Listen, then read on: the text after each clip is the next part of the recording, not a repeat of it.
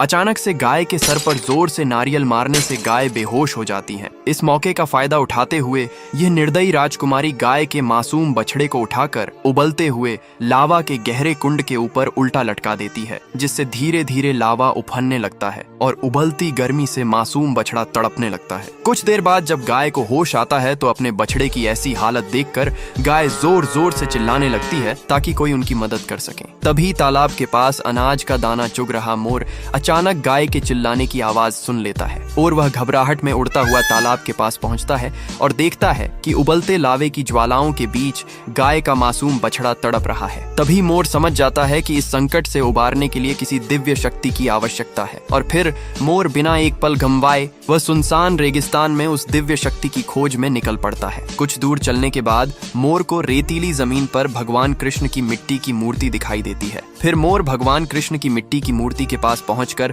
शांत भाव से बैठ जाता है और श्रद्धा से कृष्ण नाम का जाप करने लगता है। कुछ समय बाद बांसुरी की मधुर धुन के साथ भगवान कृष्ण प्रकट होते हैं और जब मोर भगवान कृष्ण को सारी बात बताता है तो वे बिना विलंब किए गाय के मासूम बछड़े के पास पहुंच जाते हैं। फिर भगवान कृष्ण सुदर्शन चक्र का आह्वान करते हैं और अगले ही पल सुदर्शन चक्र की दिव्य ऊर्जा लावा के उफनते कुंड को शांत कर देती है और मासूम बछड़े की जान बच जाती है। फिर गाय और उसका बछड़ा खुशी से नाचने लगते हैं, लेकिन फिर भी किसी ने भगवान कृष्ण की इस महान लीला को लायक नहीं किया।